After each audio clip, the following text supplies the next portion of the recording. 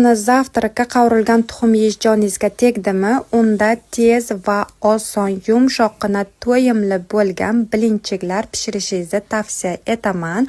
Bitta idishimizga ikkita tuxum, yarim qoshiqchada soda, ozgina tuz, bitta stakanda sut, qirg'ichdan o'tkazdirilgan kolbasa, maydalangan zelenlarni, ozgina yog' va 4 qoshiqda unimizni solib, hammasini yaxshilab aralashtirib olamiz va qizib turgan skоворodkamizda pishirib olamiz. Men bir tarafini pishirib oldim va ikkinchi tarafiga qirg'ichdan o'tkazdirilgan sirlardan foydalandim. Sir ham erib, judayam mazali bo'ladi. Shunday qilib, ikkala tarafini ham chiroyli qilib pishirib oldim. Xuddi chuberekka o'xshab pishdi, judayam yumshoq va mazali bo'lib chiqdi.